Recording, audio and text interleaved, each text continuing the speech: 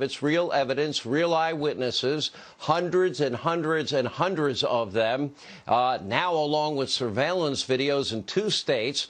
All of this now has casted what is real significant doubt on the integrity of the 2020 election. The brave Americans now coming forward publicly, many of them, as you know, under the penalty of perjury.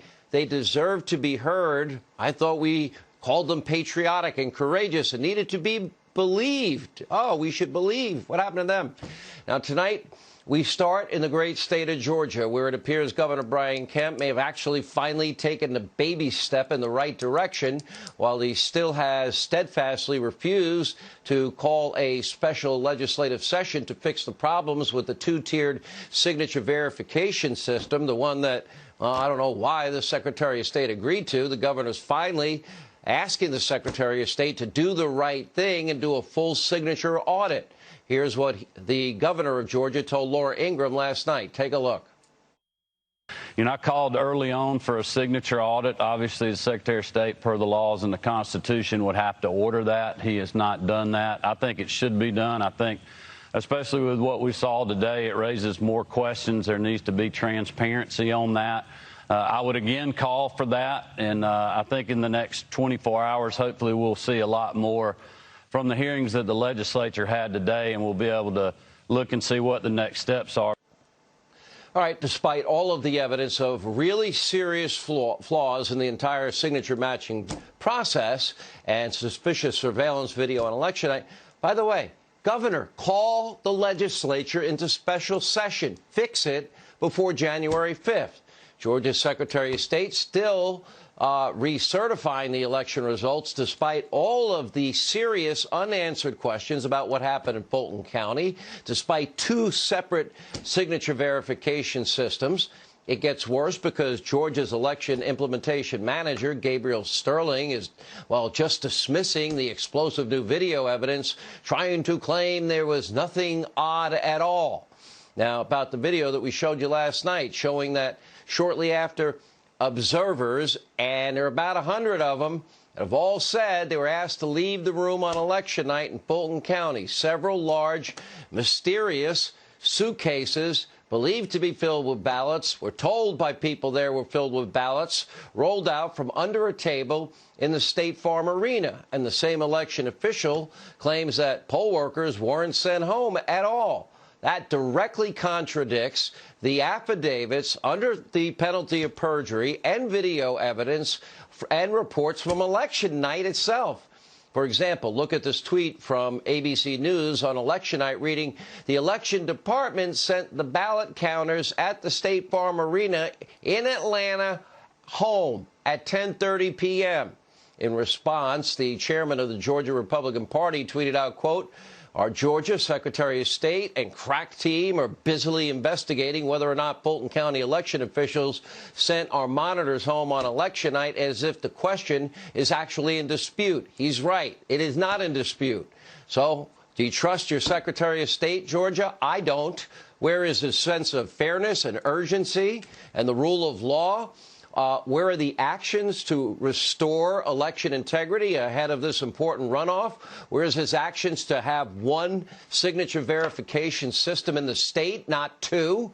1 easy one for mail-in ballots, 1 stringent one for day of voting. And keep in mind, less than 15,000 votes separate President Trump and Joe Biden in Georgia. And look at this new poll from the Trafalgar Group.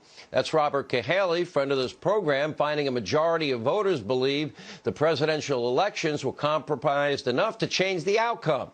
And the issues, they're not just Georgia, as you know. Look out in Nevada. Margin razor thin. Nevada judge denying the campaign's request to block certification, but the campaign vowing to pursue all legal remedies.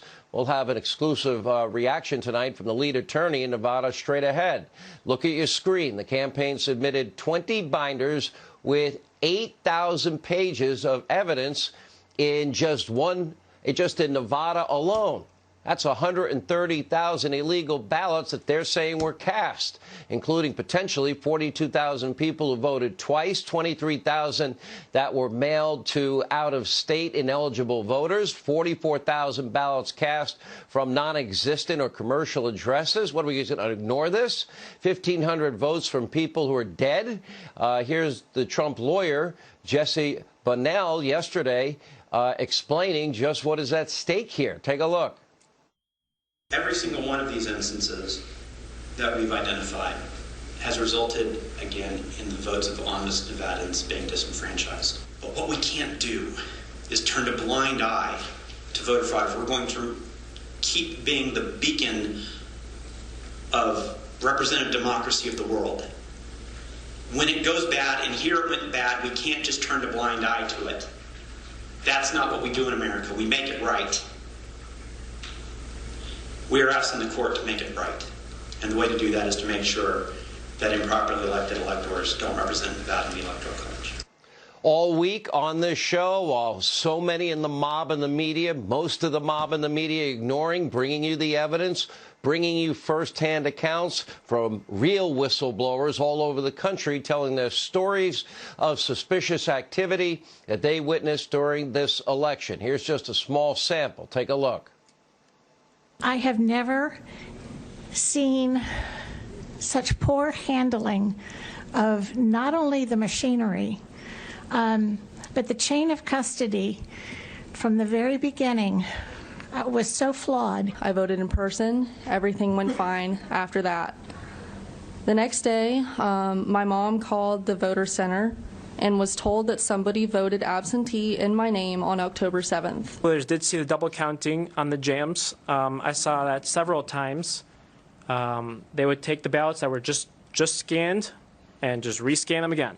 Something profoundly wrong occurred in Wisconsin during the presidential election, and the American people have a right to know about it. We have interviewed most of those people on the show. Truck driver, hundreds of thousands of ballots. He drove from Bethpage, Long Island, into Pennsylvania. The last guy you saw, yeah, he is a postal service contractor, and they're being told to back postmark. In other words, lie on the postmark when it's November 4th, say it's November 3rd. Why? Because you'd make illegal ballots legal. And tonight we're bringing you even more stories from very brave whistleblowers like Susie Voiles, a longtime poll worker, says she observed a box of 800 ballots during the Georgia audit that were in pristine condition, calling them starkly different than the rest. And another election worker, Dana Smith, well, she's telling the Georgia legislature that the voting machines were stored in a way that is inconsistent with election law. And she'll be here to explain in just moments. But Democrats and their allies and the media mob, they don't want you to hear about any of this and want to believe that they're lies, that every one of these people under penalty of perjury are lying. There's no evidence whatsoever of illegal election activity, and instead want to focus more on endless investigations, more smears against the president and his family.